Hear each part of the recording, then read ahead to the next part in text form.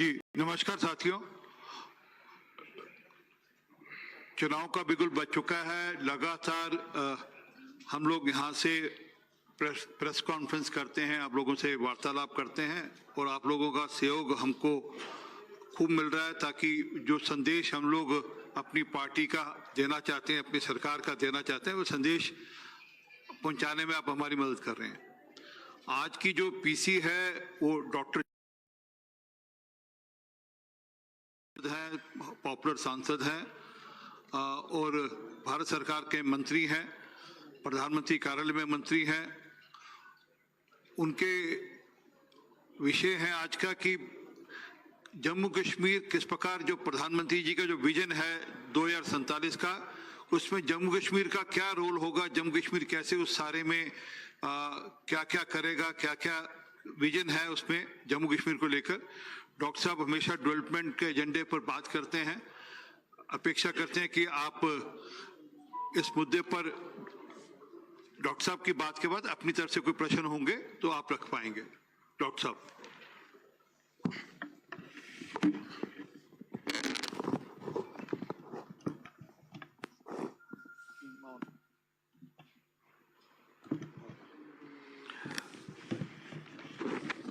धन्यवाद आदरणीय Shri RP Singh ji for your very kind introductory remarks. दोस्तों, जैसे कि हम सब जानते हैं कि 10 वर्ष के अंतराल के बाद जम्मू कश्मीर विधानसभा के चुनाव होने वाले हैं और इसलिए एक सबकी रुचि, सबके इंटरेस्ट का केंद्र भी है और इन 10 वर्षों में अनेकों परिवर्तन हुए, बदलाव हुए। कुछ एक तो स्वाभाविक जो समय की गति के साथ होना अपेक्षित रहते हैं और कुछ एक मोदी जी के कार्यकाल के प्रारंभ होने के बाद जो स्वतंत्र भारत के इतिहास में एक नया अध्याय जोड़ा, उसके चलते। और 26 मई 2014 को जब प्रधानमंत्री के रूप में मोदी जी ने शपथ ग्रहण किया था, उसके बाद अनेकों क्रांतिकारी निर्णय भी हुए राष्ट्रीय स्तर के, जिनका भिन्न भिन्न प्रदेशों और भिन्न भिन्न राज्यों में भी प्रभाव रहा। अनेकों गुजरे जमाने की बंदिशों से मुक्ति भी प्राप्त की गई और इस सब को लेकर उसमें बहुत अधिक चर्चा की आवश्यकता नहीं, क्योंकि ये राजनीतिक हलकों में भी इसकी चर्चा होती रही, मीडिया के हलकों में भी। जम्मू कश्मीर के संदर्भ में यदि आप देखें तो आतंक के दौर का लगभग खात्मा हुआ, पहली बार जिला परिषदों का गठन हुआ, स्थानीय इकाइयों को 73 और 74 संशोधन का लाभ पहुंचा और कहने की आवश्यकता नहीं, अनुच्छेद 370 जाता रहा। अब प्रधानमंत्री मोदी जी के ही नेतृत्व में, उन्हीं के दिशा निर्देश में एक योजनाबद्ध तरीके से विजन 2047 के सन 2047 में जब आजाद हिंदुस्तान अपनी 100वीं सालगिरह मनाएगा और भारत अपना शताब्दी उत्सव मनाएगा, तो उस समय उस भारत की, उस हिंदुस्तान की क्या तस्वीर रहेगी, उसकी किस प्रकार से रचना होगी और जब वो विश्व शिखर पटल पर अपना स्थान ग्रहण करेगा तो उसका क्या आयाम रहेगा, क्या प्रभाव रहेंगे भिन्न भिन्न क्षेत्रों पर, भौगोलिक स्तर पर भी और आंतरिक स्तर पर भी। और जैसे श्री आरपी सिंह जी ने अभी कहा कि जम्मू कश्मीर उस 2047 के शताब्दी भारत में where would it fit in that larger picture of India 2047? वैसे तो it's not easy to visualize 2047 because we tend to look at 2047 through the prism of 2024 और बहुत मुश्किल है अनुमान लगाना कि उस समय किस प्रकार की भौगोलिक परिस्थितियां रहेंगी और किस प्रकार का दृश्य रहेगा, विशेषकर एक ऐसे दौर में where we are leading a life which is technology driven and the pace of technology is also progressively increasing। इसको सबसे सरल तरीका समझने का कि यदि आप पिछले 20-25 वर्ष मुड़ करके देखें तो सन 1998 या 99 में क्या दृश्य था, what was new then and what was new today। उस समय VCR था, उस समय STD बूथ था। यदि आप बात करें अगली पीढ़ी के साथ, तो शायद उनको समझ भी ना आए कि वो सब क्या था। So we have moved in such a high pace. लेकिन आज स्थिति यह है कि भारत जिस प्रकार से दूसरे देश खड़े हैं उन्हीं के स्तर पर खड़ा है, हम किसी से पीछे नहीं है, चाहे वो टेक्नोलॉजी है चाहे कोई भी क्षेत्र है। और उसका भी एक सबसे छोटा उदाहरण मैं आपको दूंगा कि कोई भी उपलब्धि, कोई भी नया आयाम जो यूरोप या अमेरिका के देशों में हासिल किया जाता है, वो भारतवर्ष में उसको पहुंचने में 10-15 बरस लग जाते। एक छोटी सी मिसाल है टेलीविजन की। Television happened in USA in 1950s and that famous election of 1960 where John Kennedy turned the tables on Richard Nixon happened because of a TV debate between the two contenders, and because of his oratorial skills Kennedy took a march over him. अब हमारे यहाँ तो पता ही नहीं था कि TV होता क्या, लेकिन आज वो स्थिति नहीं है। आज चाहे वो स्पेस है चाहे क्वांटम टेक्नोलॉजी है, हम एक ही स्तर पर खड़े हैं। अब इस परिस्थिति में जब हम 2047 की रचना करते हैं और राष्ट्रीय स्तर पर व्यापक तौर पर मोदी जी भी इसमें रुचि ले रहे हैं, तो आने वाले समय में जम्मू कश्मीर की क्या भूमिका रहेगी और उसका क्या स्थान रहेगा। क्योंकि अक्सर हम राजनीतिक बातें तो करते हैं, लेकिन कभी कभी इस प्रकार के विषयों से हमारा या ध्यान छूट जाता है या प्राथमिकता में नहीं आते। और यदि मुझसे पूछा जाए तो मैं ये कहूंगा कि जैसे ही इस चुनाव के बाद बीजेपी का लक्ष्य है कि यहां पर भारतीय जनता पार्टी की सरकार हो, केंद्र में मोदी जी, और जैसा हम कहते हैं कि डबल इंजन की व्यवस्था बने, तो किस प्रकार से हम ये सुनिश्चित कर पाए कि जम्मू कश्मीर उस बदलते हुए भारत में एक प्रमुख भूमिका निभा पाएगा, सकारात्मक भूमिका निभा पाए। मैं उसको मोटे तौर पर 3 स्तर पर देखता हूं। वो उस स्थिति में जबकि यहां पर भारतीय जनता पार्टी की सरकार हो और केंद्र से हमें मोदी जी का सहयोग भी हो और उनका मार्गदर्शन भी। और जो 3 पहलू, जो 3 स्तर जो जम्मू कश्मीर की विकास की धारा को दिशा देंगे, वो रहेंगे। 1, democratization of the democratic processes, and I'll just in a minute or two try to explain what is meant by this.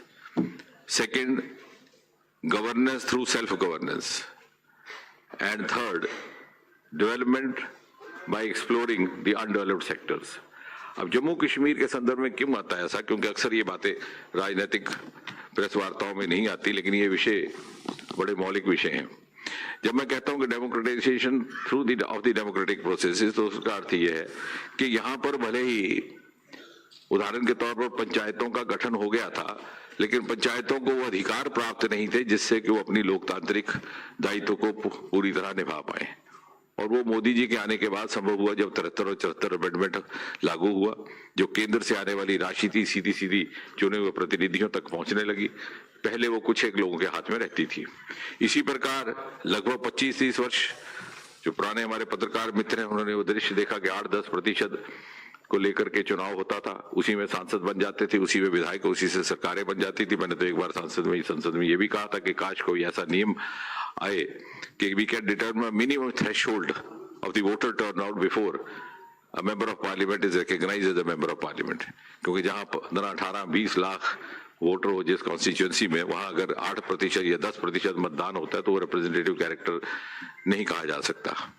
तो वो आने वाले समय में जिस तरह से अब फिजा बदली है, आपने देखा कि लोकसभा में भी 60% के लगभग औसतन हुआ, बल्कि 5वें फेज में तो लगभग उतना ही था जितना के पूरे देश की औसतन एवरेज थी। तो ये जब आगे बढ़ेगा कि खुली फिजा में जब लोकतंत्र का पालन होगा, लोकतांत्रिक प्रणाली का, तो this would actually democratise the democratic processes which had happened but had not actually happened.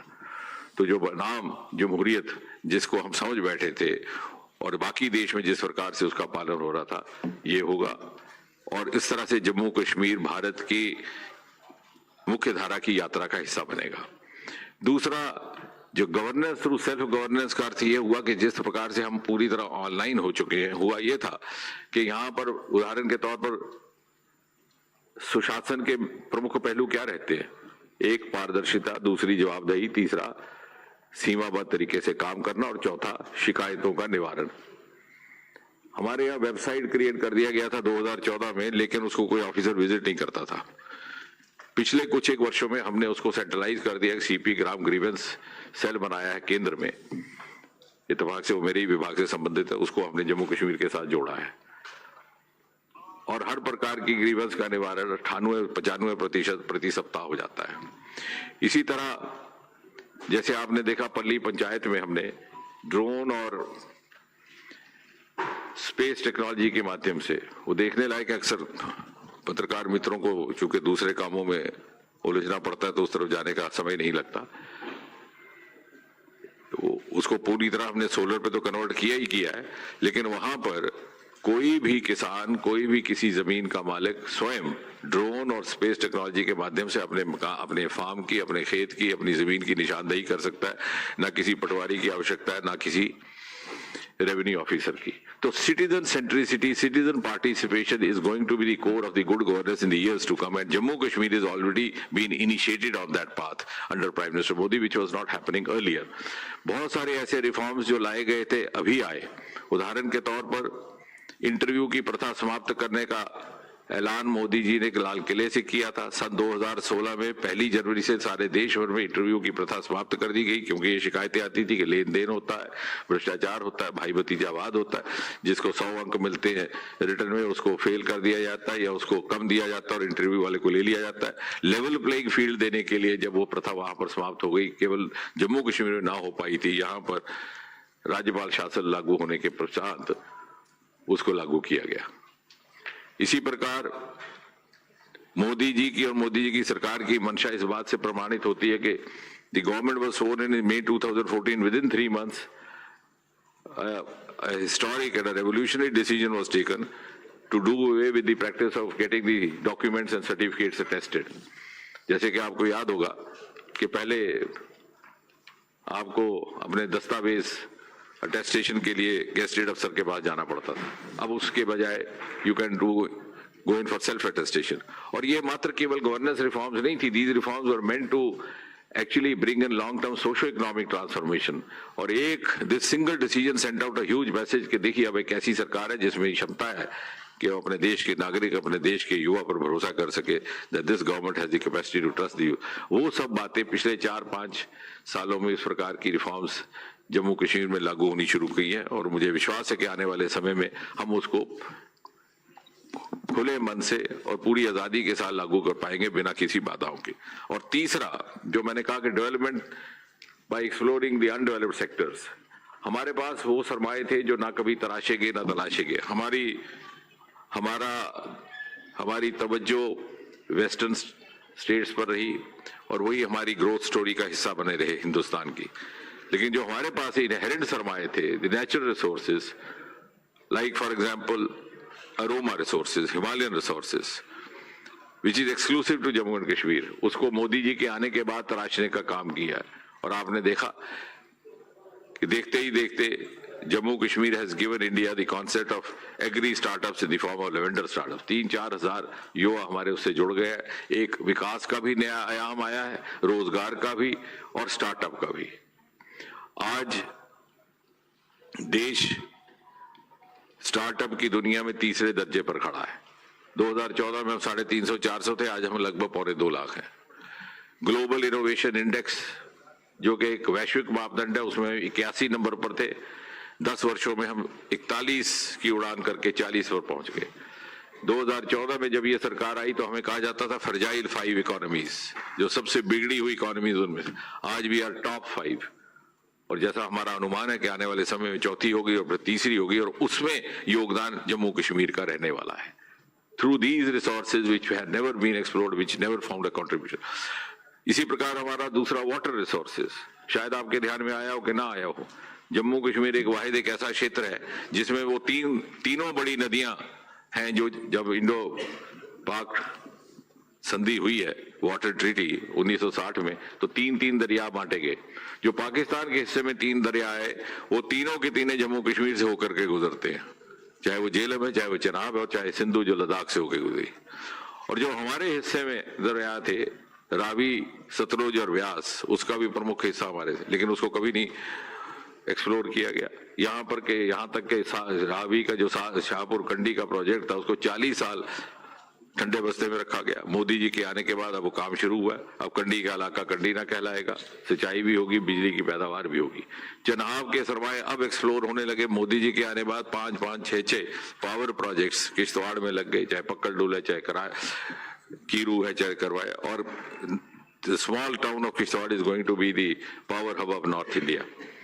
बल्कि पिछली सरकारों ने तो यहाँ के रोक के भी रखे थे, रेटले प्रोजेक्ट अब शुरू हुआ। तो कहने का तात्पर्य ये कि जो हमारे सरमाए थे उनको एक्सप्लोर नहीं किया गया, जो हमारे काम हो सकते थे उनको भी रोका गया। और अगर इसी तरह से इफ वी मूव ऑन और हमारी माइंडसेट भी उसी तरह से बन गया है, we are different from others and others also were looking at us. So when we are now a part of the mainstream growth story of India, we can say with confidence that when we have a BJP government here with also the patronage of the Modi government at the center, this double engine holds the promise to ensure that Jammu and Kashmir will play a leading role in the future growth story of India, and vision Jammu Kashmir 2047 will be an essential component of Vision India 2047. धन्यवाद। Any questions, please? आपके कोई प्रश्न हो तो पूछें कोई। एक minute, इसी विषय पर दूसरा विषय देखो, आज का विषय प्रेस का यही था, तो निवेदन इसी विषय पर रखे तो अच्छी बात है। इसी विषय पर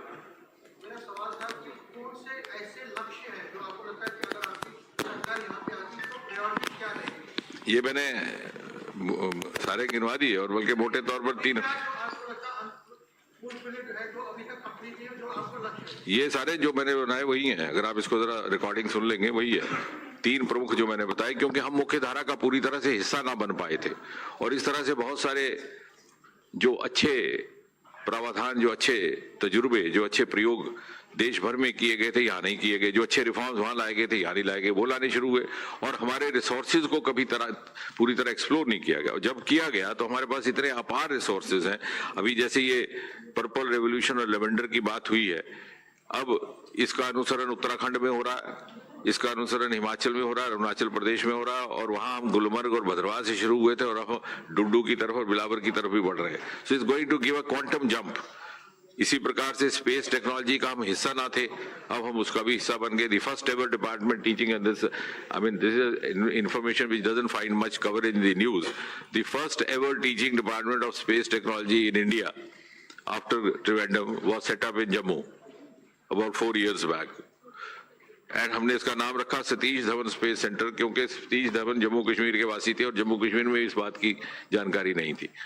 तो हमने कोशिश की है कि हम जब जम्मू कश्मीर को भारत की मुख्य धारा का हिस्सा बनाएंगे, मानसिक स्तर पर भी और अलग अलग भिन्न भिन्न सेक्टर्स को लेकर के भी, तो obviously we will be a contributor to that growth story.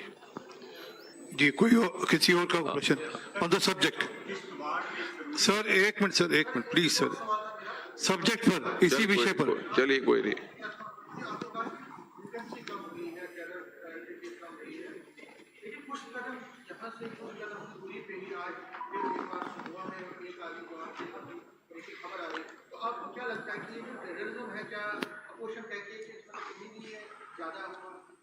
Opposition, देखिए आपने हमको भी समझाना है और अपोजिशन को भी समझाना है, क्योंकि आज युग है तर्क, तथ्य और तुलना, एविडेंस बेस्ड। अपोजिशन को आप ये कहिए कि जब उनका मन किया शाम को यकायक उठे, बिना टूर प्रोग्राम के, बिना बताए हुए आदूज में जाकर के कबाब खाने का मूड किया, तो जा पाए कि नहीं जा पाए? जब मन किया उठ करके लाल चौक पे जाके आइसक्रीम खाई। इन्हीं ऑपोजिशन की जब सरकार थी कांग्रेस की, केंद्र में भी कांग्रेस की सरकार, यहाँ पे भी गठबंधन में, तब ये साहस नहीं करते थे अपने कमरे से बाहर निकलने का। आज अगर खुली हवा में घूम रहे हैं और जब मर्जी करे उठ करके on the spur of movement जा रहे हैं, तो हमने तो इनके लिए भी आजाद फिजा पैदा किया। और दूसरा, on a serious note, I think the biggest testimony of the normalcy and peace having returned, particularly in the Kashmir Valley, is the tourist flow. जब 2.5 करोड़ टूरिस्ट आता है तो वो आपके कहने से नहीं आएगा, मेरे कहने से नहीं आएगा, सरकार के कहने से नहीं आएगा, मीडिया के कहने से नहीं आएगा। जब कोई व्यक्ति अपने परिवार को छुट्टी के लिए ले जाने का की योजना बनाता है तो अपने सूत्रों से पता करेगा, किसी अपने कुलीग से पूछेगा, अपने दोस्त यार से पूछेगा, कोई अपना परिचित वहां पे काम कर रहा है उसे पूछेगा कि भाई साहब मैं इस तरह से बच्चों को लेकर के आ रहा हूँ, वातावरण सुरक्षित है कि नहीं है, और जब वो सुनिश्चित हो जाएगा तब जाएगा। तो ये आई थिंक हमारा और आपका सबका ये दायित्व है कि we go by the objective evidence. मैंने कह दिया आप मान ले, मैं ये भी नहीं चाहूंगा, वो कह दे आप मान ले, वो भी इंसाफ नहीं होगा। सर एक मिनट सर, एक मिनट सर जी, 1 मिनट, वो पहले से आपके पास आ रहे हैं, आपके पास आ रहे हैं। इसको जम्मू कश्मीर के लैंड और रिसोर्सेज पर रीजनल पार्टीज का दावा है कि पहला राइट यहाँ के लोगों को दिलाया जाएगा। गवर्नमेंट आपकी इलेक्ट होती है, क्या यहाँ के लोगों को प्रायोरिटी दी जाएगी? जैसे कहा जा रहा है कि बिजली की प्रोडक्शन ज्यादा यहाँ है। नहीं, ऐसा है वो इसलिए है कि हमारे यहाँ पर आजकल अध्ययन की कमी हो गई है, मैं कहना अच्छा नहीं लगता, हमारे स्तर पर भी और आपके स्तर पर भी। There is already a standing formula called Gadgil formula, और गाडगिल फार्मूला ये कहता है कि अगर आपकी बिजली की जितनी पैदावार जिस स्टेट में होती है 50% उस स्टेट का हिस्सा होता है, 35% नेबरिंग स्टेट्स का और 15% सेंट्रल ग्रिड का। हम गायबाना बयान छोड़ देते हैं, बयान छप जाता है, उधर से जवाब भी आ जाता है। So this is nothing new. और ये भी जब मैंने कहा कि जब main streaming of Jammu Kashmir होगी तो जम्मू कश्मीर उस ग्रोथ स्टोरी का हिस्सा बनेगा, तो ये जो प्रावधान देश भर में लागू है यहाँ पर भी पूरी लेटर एंड स्पिरिट में लागू होंगे। शायद पिछली सरकारों ने 370 की आड़ में ये जो हमारे पब्लिक वेलफेयर के इस प्रकार के प्रावधान थे उनको लागू नहीं होने दिया, क्योंकि 370 मैंने तो जैसे उस दिन भी कहा was exploited and abused most by those who were its protagonists। अब छोटी सी मुझे मिसाल दीजिए, और शायद आपको भी याद ना होगा क्योंकि पीढ़ी बदल गई राजनीतिज्ञों की और पीढ़ी बदल गई पत्रकारों की भी। 1975 में जब इंदिरा जी ने इमरजेंसी लगाई तो 42 और 43 अमेंडमेंट आता है जिसके तहत एम्बलम बदलता है, जिसके तहत विधानसभा और लोकसभा का अवधि काल 5 साल से 6 साल कर दिया जाता है, क्योंकि उनके पास इंटेलिजेंस रिपोर्ट थी कि अभी चुनाव कराना अनुकूल नहीं रहेगा, कांग्रेस पार्टी की सरकार थी हर जगह। यहाँ पर नेशनल कॉन्फ्रेंस की सरकार थी, शेख अब्दुल्ला उस समय मुख्यमंत्री थे, तुरंत उसको अपना लिया गया, विधानसभा का कार्यकाल 6 वर्ष हो गया। ठीक है साहब, 3 वर्ष के बाद सरकार बदलती है, मोरारजी भाई देसाई वहां पर प्रधानमंत्री बनते हैं, 45-46 में अमेंडमेंट लाके उसको रिवर्स किया जाता है और देश भर की सारी विधानसभाओं और लोकसभाओं का अवधिकाल पुनः 5 वर्ष किया जाता है। लेकिन यहाँ कहा कि नहीं साहब 370 हम नहीं लेंगे, यानी जब सूट करता था तब 370 भूल गए, जब उसको वापिस करना था। और 5-6 अगस्त 2019 तक, जब तक 370 था, उसके बाद विधानसभा अब जो चुनाव हो रहा है ये 5 साल के लिए हो रहा है, ये 6 साल के लिए नहीं हो रहा। ये हमारे ध्यान में शायद ये बात हो, अभी तक जो चुनाव होते रहे वो 6 साल के लिए होते रहे। और यहाँ की जो नेशनल कॉन्फ्रेंस कांग्रेस सरकारें थी वो 370 की आड़ में उसको रोके हुए थी। तो कहने का तात्पर्य ये कि ये सारे प्रावधान जो जनहित के लिए थे उनको रोका गया था। 73-74 अमेंडमेंट की जैसे बात हुई, नहीं लगाने से जो राशि आती थी केंद्र से वो प्रदेश सरकार के मंत्रियों के पास जाती थी, जो अन्यथा चुने हुए प्रतिनिधियों के पास जानी चाहिए थी। और यही राशि अब जाती तो इसमें किसी की शनाख्त या किसी की आइडेंटिटी में फर्क नहीं पड़ता। लेकिन वहां पर, और ये प्रावधान लाया कौन था? 73-74 अमेंडमेंट कांग्रेस सरकार राजीव गांधी प्रधानमंत्री के समय में आई थी, उन्हीं की सरकार यहाँ गठबंधन ने लेकिन रोके रखा। तो ये सारा एक वेस्टेड इंटरेस्ट था जो ऑपरेट कर रहा था, और वही वेस्टेड इंटरेस्ट जिम्मेवार है वो 10% 8% वोटिंग के लिए भी। जब हम उससे मुक्त हो जाएंगे और धीरे धीरे हम मुख्य धारा का हिस्सा बनेंगे तो हमारी ग्रोथ स्टोरी शुरू होगी। और हमारे पास इतना सरमाया, और हमारा youth is very aspirational. Jammu Kashmir का यूथ बहुत ही आकांक्षी है, but he had given up somewhere. तो वो भी जब उभर के सामने आएगा तो we will be a proud participant in India's growth story. चलिए थैंक। चलो एक स्थिति अनुकूल है कश्मीर की, कश्मीरी पंडितों की वापसी का नहीं, वो तो धीरे धीरे वो प्रक्रिया चल रही है, एक समय आएगा कि वहां पे वैसे ही 10 साल हो गया। नेक्स्ट सर, किश्तवाड़ में जरूरी की रैली में नारे लगाए गए हैं, यहाँ क्या चलेगा निजामी मुस्तफा? आपको लगता है कि उनके खिलाफ एक्शन? वो तो इसमें मैं नहीं पढ़ना चाहता, ये तो कानूनी जो कानून कहता है उसके मुताबिक law and machinery will take a call. लेकिन चुनाव के समय बहुत सारी ऐसे, मैंने कल भी कहा था, दी opposition is still trying the tricks of the last election but the voter has moved on. अब बहुत सारे नाराबाजी से जो खासतौर से हमारा युवा वोटर है वो बहुत ज्यादा मुतासिर और प्रभावित भी नहीं होता। He goes by the evidence and he wants to be the part of the development journey, the growth journey led by prime minister Modi. बाकी हाँ, जो देशद्रोह के नारे हैं उनके बारे में क्या कार्रवाई होगी, मुझे विश्वास है वो तो यहाँ की सरकार उसका संज्ञान लेगी। सर 335 से भी डिसीजन सुप्रीम कोर्ट ने भी दे दिया, लेकिन नेशनल कॉन्फ्रेंस और पीडीपी अभी भी मानने को तैयार नहीं है। मैनिफेस्टो में भी डाल दिया, लेकिन मीडिया कर्मी से बातचीत करते हुए कह रहे हैं कि 100 साल में वापस नहीं आएगा, लेकिन मैनिफेस्टो में लोगों को कह रहे हैं कि हम वापस लाएंगे, रेजोल्यूशन लाएंगे असेंबली के अंदर। इसे सर कैसे जम्मू की जनता देखेगी? नहीं, सबसे पहली बात तो ये कि ये अब मुद्दा ही खत्म हो गया। लेकिन अभी मैनिफेस्टो सबसे प्रमोट किया जा रहा है। वो कोशिश है, मैंने जैसे कहा ना, they are trying the tricks of the last election. लेकिन कश्मीर का जो घाटी का आम आवाम है जिसको वो शायद अपील करना चाह रहे हैं, वो भी इस बात से प्रभावित नहीं होता। He wants to move on. 3 पीढ़ियां गुजर गई, 30 साल गुजर गए, and the youth of Kashmir does not wish to miss the bus. वो देख रहा है कि किस तरह से अनेकों अवसर मोदी जी के आने के बाद देश भर में उपलब्ध हुए, वो अपने आप को उससे वंचित नहीं रखना चाहता, और ये सारी उसके लिए बाधाएं हैं। थोड़ी देर पहले अभी फुटबॉल ब्रिगेड के बाहर सब किए मतलब जिसमें हमारा केजरीवाल भी इंजर्ड हो गया, सब उसकी सूचना भी पूरी प्राप्त कर रहे हैं हमारे मीडिया कर्मी। जानकारी पूरी होने पर 4 बजे आपसे उस पर डिटेल डिस्कशन करेंगे। 371 को बहुत ज्यादा प्रमोट किया जा रहा है तीन पार्टियों द्वारा। सर एक मिनट सर, कई आखिरी हैं। नहीं, इनका आखिरी है। सॉरी, 371 को बहुत ज्यादा जो है वो प्रमोट किया जा रहा है कुछ पॉलिटिकल पार्टीज द्वारा। क्या पॉसिबिलिटी है कि बीजेपी भी उस पर गौर करे? नहीं, बीजेपी वो सब करेगी जिसमें प्रदेश का हित हो, जनता का हित हो। ठीक है, थैंक यू। क्या भाई? आपका आखिरी। समीर जी,